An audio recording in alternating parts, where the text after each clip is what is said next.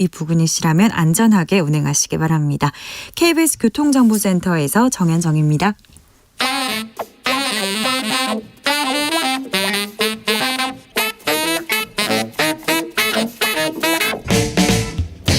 세계는 넓고 이슈는 많다. 우리의 시야를 국제적으로 넓혀 보겠습니다. 국내 뉴스, 국제 이슈 다 덤벼라. 지금은 글로벌 시대. 국제적 토크의 세계로 들어가 보겠습니다. 군사 외교 안보 전문가 김종대 전 의원. 안녕하십니까? 세계적인 평론 스케일 임상훈 인문결 연구소장. 안녕하십니까? 네. 이 얘기 여쭤봐도 되나? 역술인 이청공 씨 대통령 관저 이전 결정에 개입했다는 의혹이요. 이 수사는 어떻게 돼가고 있습니까? 아니 저는 제가 고발당하고 1월에 지금까지도 연락 없다. 수사는 조사 안 진척되는 받으셨어요? 게 없다. 없어요? 그러니까 검찰로도 안 넘어갔다는 거죠. 아니 지금껏이요? 네. 그렇게 국민적 관심사였는데요? 작년 12월 5일 날 고발당하고 지금껏 아무런 지금 이제 6월이 다 가고 있는데 아직까지도 그 대신 별건 수사만 많이 하고 있죠. 제가 아닌. 네. 그리고 총 7명이 고발당했는데 이 사건으로. 대통령 관계자들. 대통령실 관계자. 그런데 조사는 2명밖에 안 받고 나머지는 아직 전화도 없어요. 무혐의 처분받았다는 얘기도 있는데. 무혐의 처분은 그게 아니고 이제 그 천공이 그 시민단체가 천공을 고발했습니다. 네. 예, 그것이 무혐의 처분이에요. 그러니까 직무에 개입했다, 관저 이전에 개입했다. 그 다음에 일요신문인가요? 어디 주간 신문에서 천공의 녹취록이 한번 공개가 됐습니다. 네네. 거기에 대통령 내가 출마하라고 했다. 검찰총장 내가 시켰다. 이런 대목들이 많이 나와요. 육성으로. 예. 그런데 그걸 갖다가 이제 허위 사실 등으로 해서 시민단체가 고발했는데 그것도 무혐의로 나왔고, 그러니까 천공 쪽에서 피고발인이 된 거는 다 무혐의라고 보면 돼요. 네. 그리고 경찰 조사 물론 안 받았고. 안 받았어. 예. 지금 의원님 부르지도 않았다고요? 아니 경찰에서는 연락했는데 안 나온다 그러니까 못 부른 거죠. 네. 알겠습니다. 블링컨 미 국무장관이 중국 방문했습니다. 어떻게 보셨습니까, 소장님? 두 가지 평가가 다 가능할 거는 같아요. 워낙에 그 중국식 표현대로 지금 미중 관계가 최저점을 찍었기 때문에 그 입장에서 보자면은 회복력을 조금 이제 어떻게 보면은 갖췄다, 회복할 수 있는 여지를 남겼다, 이렇게 볼 수도, 긍정적으로 볼 수도 있지만. 네. 근데 이제 기대치를 놓고 그 기준으로 보자면은 많이 못 미쳤다 이렇게 보여지고요. 일단 최근에 빌 게이츠가 중국 방문했잖아요. 그때하고 비교해도 그렇고, 네. 그다음에 2018년도 당시에 폼페이오 국무장관이 네. 방문했을 때랑 비교해도 그렇고, 일단 자리 배치 자체가 양 옆에서 앉다가 이번엔 상석에 앉았습니다. 그렇죠. 그러니까 보통 대통령을 대표해서 국무장관이 온다든가 이렇게 했을 때는 대등하게 앉는 것이 정해진 건 없지만 어쨌든 관례잖아요. 네. 특히 이번에 빌 게이츠 방문했을 때도 그렇게 옆에 앉았는데, 앉았죠. 예, 바로 옆에 앉았는데, 이번에는 중국 측하고 미국 측하고 둘이 이제 협의회를 하는데 중재하는 그런 스탠스로 시진핑 주석이 가운데에 딱 앉았단 말이죠. 그렇죠. 그런 걸로 봐가지고 이제 중국이 아직까지는 미국에 대해서 적어도 정치 차원에서는 앙금이 풀리지 않았다. 당분간은 중국은 미국에 대해서 정치적으로는 좀 거리를 두겠다는 그런 입장으로 보여지고, 그러니까 좀 이렇게 경제하고 이원화시키는 것 같아요. 경제는 환대하고, 그렇죠. 정치는 거리 두고 이렇게 이원화 대응하는 것 같아요. 김종대 의원님은?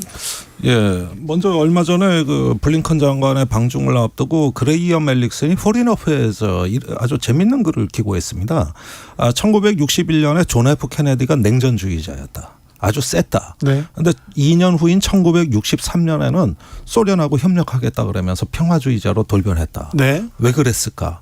그거는 1962년 그때 쿠바 미사일 위기를 보고 네. 파국의 이미지를 봤다. 네. 그래서 파국의 어떤 가능성을 본 순간 달라졌더라. 네. 그러면서 이제 소련하고 평화를 주장하고 핵군축을 주장했단 말이에요. 그러니까 이 글을 쓴 건 뭐냐면은 이번에 블링컨 장관의 시진핑 또 왕이 또 친강하고 쭉 회담한 내용들을 쭉 봐고 양측이 공감하는 내용은 뭐냐면은 파국을 막자입니다. 예. 그러니까 얼마 전에 커트 캠벨이 또 같은 매체에 쓴 글에서도 저기 재앙을 관리하며 경쟁하는 방법이거든요. 그러니까 어떤 재앙적 상황 이것만은 막자. 네. 이런 공감대가 미중 간에 충분히 형성돼 가지고 대화를 촉진을 했다고 저는 생각이 되고 예. 파국은 두 가지입니다. 대만 해협에서의 무력 충돌, 예. 그다음에 인위적 공급망 재편이 전 세계적으로 확산돼서 세계 경제가 분할되는 거. 이 두 가지는 재앙이에요. 네. 이건 뭐 아주 파국으로 가는 거거든요. 네. 그 정도의 어떤 저 미중 관계의 갈등과 경쟁은 하지 않겠다. 이런 부분들은 미중 간에 이제 그동안에 대치하고 있는 과정에 서로 피로감을 느낀 나머지 쉽게 합의가 되는 겁니다. 예.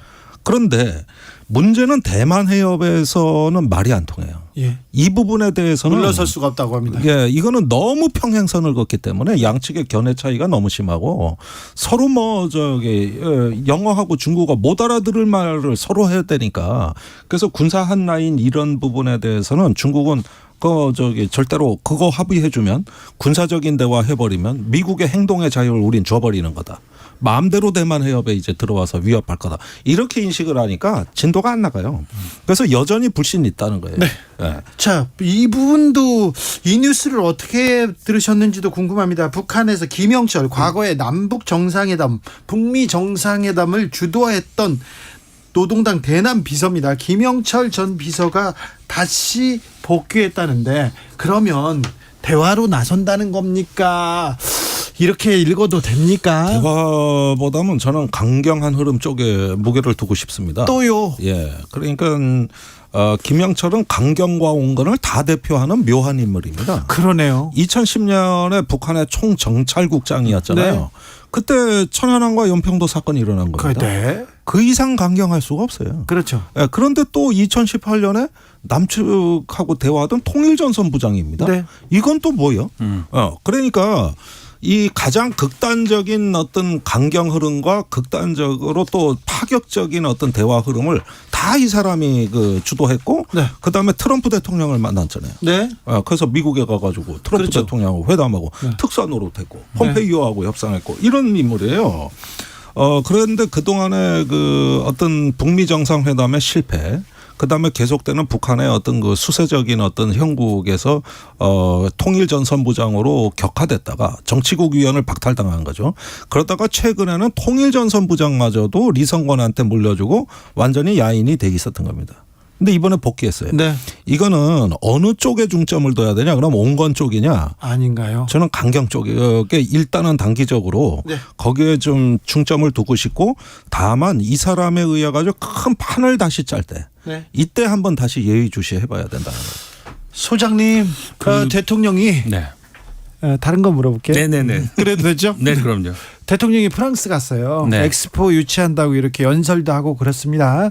프랑스의 분위기는 좀 어떻습니까? 조금 엑스포 유치 전망이 좀 높아지고 있습니까?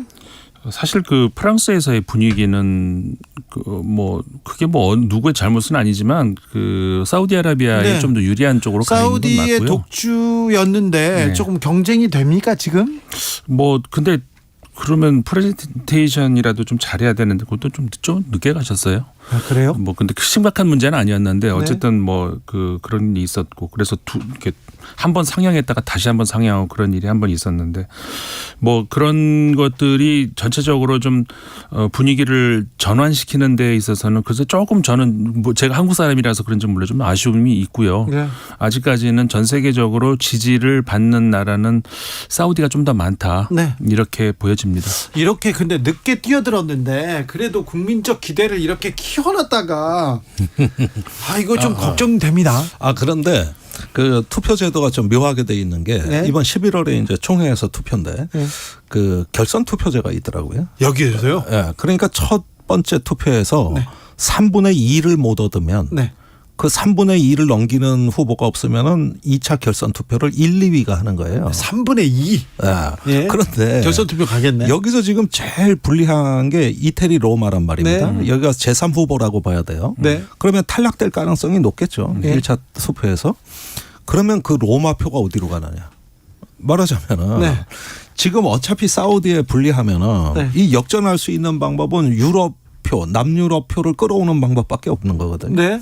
그러면 로마표를 가져와야 돼요. 예. 그러면은 지금 일단 두 번 그 투표가 있다고 봤을 때 이번 프리젠테이션의 정확한 전략적 포석이 어떻게 깔려져 있는 것이냐. 지금 우리가 뉴스로 그냥 영상만 보는 것이지 실제로는 그 투표위원들을 다 로비해야 되는 거거든요. 그렇죠. 네. 로비의 장이죠. 그렇습니다. 네. 예.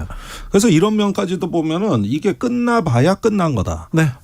이거는 끝까지 좀 봐야 되지 않을까 하는 생각도. 자기가 2등을 달리고 있는 건 맞습니까? 예, 그건 맞고요. 아, 그래요? 근데 지금 의원님 지적하신 것처럼 그러니까 그렇게 될 가능성이 높은데 그럴 때 이제 이태리라든가 이탈리아를 지지하는 그 표들을 어떻게 움직이느냐가 이제 관건인데 프랑스 같은 경우에는 이미 오래전부터 사우디아라비아를 지지하고 있거든요. 네. 근데 프랑스하고 이탈리아가 별로 사이가 그리 좋지가 않아요. 안 지금. 좋죠. 그렇기 때문에 어떤 그런 여러 가지 배경을 가지고 말씀하신 것처럼 그 남유럽 이쪽 이미 아프리카는 그 저쪽으로 사우디아라비아 넘어갔고 중동 당연히 그렇고 중국도 넘어갔고 근데 남은 표가 이제 결국 그 유럽의 일부 그쪽하고 어떤 북미 쪽 이렇게 해야 되는데 그런 전략으로 가야 되지 않을까. 그러니까 이제 프랑스가 이미 그 사우디아라비아를 지지한 상황에서 그 프랑스하고 별로 사이가 좋지 않은 이탈리아를 공략하는 이런 쪽으로 가는 것이 좋지 않을까 이런 생각을 하네요. 그런데요. 빈살만 사우디 국왕이 한국에 왔었잖아요. 그랬더니 뭐 굉장히 환대를 받고 갔잖아요. 네. 이분이 그 엑스포 경쟁한다고 괜히 삐지거나 그러진 않겠죠. 그럴 리는요. 그런데 최근에 국제 정치에서 이제 유행어 중에 하나가 글로벌 사우스입니다. 그리고 중동에서의 어떤 그 정세의 급격한 변화, 네. 상당히 좋은 변화입니다. 사실은 평화 쪽으로 가고 있거든요. 네. 그러면서 그 미중 경쟁에서의 피로도를 느낀 그 경계선 바깥의 나라들이 독자적 블록화를 하면서 새롭게 자존감을 강화하고 있는데 그 핵심 주자가 사우디 아닙니까? 사우디입니다. 사우디가 또 외교적으로 네. 영향력을 보여주고 있어요. 그렇습니다. 그래서 최근에 이제 미중 어느 편도 아니면서도 존재감을 높이고 있는 글로벌 사우스의 약진이 있는 거거든요. 예. 이런 게 저는 좀 위협적으로 느껴져요. 예. 그렇게 봤을 때 우리가 이제 한미일이라는 그 진영 외교에만 안주하는 순간 네. 이런 어떤 다자주의 외교 또 새로운 어떤 트렌드에 적응하는 게 쉽겠느냐. 네. 이런 점에서 저는 오히려 이런 점에서 조금 우리가 이제는 지금 외교를 외골수를 좀 탈피해야 된다. 네. 사실 저는 지난번에 우크라이나에 포탄 준 결정 말입니다. 예. 예. 그것도 사실은 이 엑스포 유치의 하나의 주축돌이었다고 봅니다. 아, 그래요? 예, 왜냐 한국이 그 우크라이나에 무기 지원 안 하고 엑스포 유치하겠다 그러니까 한 외신에서 제가 어디라고 소개 안 하겠습니다만은 서방 지도자를 가장 짜증나게 하는 한국의 행태라고 비꼬았단 말이에요. 예. 그러니까 이런 국제사회 인정도 받으려면은 우크라이나에 우리도 기여했다. 예. 해서 서방 쪽의 어떤 인정을 받는 게 대단히 중요했을 거고 네. 그런 것들이 엑스포 유치하고 이렇게 연결이 돼야 되는 거예요. 네. 우리도 국제사회 책임을 다했다. 네. 이렇게 돼야 되는데 괜히 줘도 마치 죄진 것처럼 비밀리에 주고 우회적으로 주고 이렇게 해버리니까 주긴 줬는데 네. 이게 효과가 좀 사우디의 약간. 존재감 뿜뿜입니다. 그리고 또 인도의 존재감. 인도 모디 총리가 국빈으로 지금 미국 방문했는데 아이고 미국에서 환대를 받고 있더라고요. 엄청난 환대죠. 기업인들 막 계속 줄 서고 있고 그걸 보면 사우디 인도의 외교에서 우리가 좀 배워야 되겠다 그런 생각이 좀 듭니다. 그러니까 지금 냉전, 신냉전 이런 얘기를 하면서 다시 이제 그 양극 체제로 구체제로 간다는 그런 이야기가 많이 나옵니다만은 네. 어느 정도는 일부분 맞긴 맞는데 지금 김종대 의원 지적하신 것처럼 다극화되는 그런 측면도 분명히 있거든요. 말씀하신 지금 인도라든가 아까 말씀하신 사우디아라비아라든가 브라질도 그렇고 근데 그런 나라들이 그 공교롭게 그 브릭스에 들어가 있는 그런 나라들인데 그 브릭스 같은 경우는 이제 그 점점 그 회원국들을 지금 늘려나가려고 하는 그런 그 입장에 있거든요. 근데 거기는 그 G7과 같은 그런 형태하고 또 달리 그러니까는 되게 국토가 넓고 인구가 많고 그런 나라들이 좀 거기 많이 들어가 있단 말이에요. 되게 야심 있는 나라들이 거기에 많이 들어가 있습니다. 근데 그 나라들 중심으로 해가지고 거기서는 그 하나의 어떤 그 블록을 만들겠다는 그런 것보다 자기들이 어떤 가지고 있는 야심을 서로 이렇게 좀 나눠보는 그런 어떤 그 소사이어티 그런 측면으로 볼 수가 있거든요. 네. 앞으로 그렇게 될 것 같은데 그렇기 때문에 그 지금 의원님 지적하신 건 좀 외골수의 그 외교 전략 이런 거 우리가 조금 유연하게 생각해야 될 필요 정말 그 굉장히 절실한 시점이거든요. 지금 네. 그게 좀 필요할 것 같습니다. 네. 21세기판 비동맹 세력들이 마치 네. 생겨나는데 중견국가 모임처럼 되고 그렇죠. 이게 라이크 마인디드 그러니까 생각이 같은 국가의 집단이 아니라 라이크 포지션드 입장이 비슷한 나라. 네. 미중 경쟁에서 우리는 좀 피곤하다. 네. 이렇게 해서 사람들. 다 희생되고 우리 이래서는 안 된다. 이런 어떤 입장으로 모이는 것 같다는 거야. 이게. 사우디는 항상 미국의 품 안에서 놀던 그런 나라였습니다. 그런데 사우디가 독자적으로 그리고 실용적으로 갑니다. 인도 마찬가지고 모든 나라가 기시다 일본 총리 가까운 미래 김정은과 정상하겠다 희망한다 이런 얘기를 했어요. 우리도 조금 실용 국익 여기에 조금 또 방점을 찍어야 되는 거 아닌가 그런 생각도 됩니다. 우크라이나 전시 상황은 어떻습니까? 지금 그 생각보다 잘 안 되죠. 우크라이나 입장에서. 예. 사실 그 대반격을 예고한 게 지금 6개월 가까이 되죠. 6개월 넘었죠. 그 처음 이야기 나온 것부터 따지면. 네. 그 사이에 러시아가 뭐 가만히 있었을 리는 없고 사실상 그 우크라이나 입장에서의 그 동부 전선 쪽으로는 긴 어떻게 보면 그 옛날 그 전통적인 어떤 그 전쟁에서의 그 어떤 양상 그러니까는 호를 파고 해가지고 이렇게 쭉 진지를 구축하는 거. 장애물을 설치하고. 그렇죠. 이게 3중으로 이렇게 좀 해놨단 말이에요. 그러니까 일단 대인, 그다음에 대전차, 그다음에 포대가 이제 그 뒤에 받치고 있고 이거를 뚫으려면은 그 전통적인 그 장비, 전차라든가 이런 것들도 충분을 해야 되고 그다음에 그게 아니면은 그 어떤 그 공군력이 있어야 되는데 우크라이나가 둘 다 지금 부족하단 말이죠. 예, 이 부분은 대반격이라고 하면은 최소한 여단급 이상의 대부대가 파상적인 공세를 취할 수 있는 주공 세력을 구성해야 됩니다. 근데 현재 우크라이나가 보여준 건 뭐냐면은 대대급 이하 소부대 기동 전술을 한 거예요. 네. 이 정도는 마을 몇 개는 접수하는 게 가능해요. 그리고 실제 전과가 있습니다. 그러나 대반격이라고 하기엔 무리가 있는 것이죠. 그러면 여기서 이제 앞으로 변화 조짐이 있느냐. 9월경부터 이제 미국이 제공한 F-16 전투기가 들어가냐 마냐 하는 문제가 있습니다. 예. 예, 그다음에 그 나토에서 훈련받은 새로운 어떤 부대, 여단급 부대를 분명히 만들어 놨는데 이 주력 부대를 투입하느냐 마느냐 문제가 있는 거거든요. 근데 지금까지 보면은 안 되는 이유가 다 장비 보급이 안 됐어요.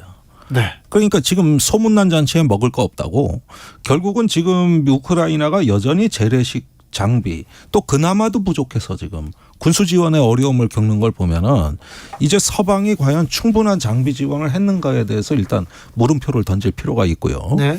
두 번째는 이제 그 견고한 러시아의 진지 방어막 이런 어떤 그 촘촘한 방어막도 3중으로 돼 있다고 이제 이 소장님 말씀하셨습니다만은 그것을 넘어가지고 다른 전략적 옵션도 준비가 된 것 같아요. 자꾸 벨라루스 쪽으로 핵무기가 움직이는 걸 보여주지 않습니까? 네. 예. 그러니까 이것이 여차하면 확전될 우려도 있는 거예요. 그런 말이죠. 그런 면에서 대반격 작전이 독립적으로 가능한 게 아니라 주변 정세를 다 봐야 되는 거거든요. 그러니까 이런 면에서 꼬여버린 거예요. 꼬여버리니까 지금 교착 상태로 가고 있다고 전 봅니다. 근데 휴전 그리고 대화를 향한 평화를 향한 그런 움직임은 없습니까? 그러니까 이 부분이 지금 이 전쟁에서 가장 지금 그 고약한 점이 뭐냐면은 전쟁의 목적이 점점 희미해져 가고 있어요. 지금 미국의 전쟁 지원 목적은 우크라이나가 유리한 입장에서 종전 협상을 할 수 있도록 도와주겠다는 거거든요. 예. 근데 이게 참 모호합니다. 어디까지가 유리한 조건입니까? 그러니까 이 부분이 확실하게 러시아를 패퇴시키고 우크라이나를 해방시키겠다.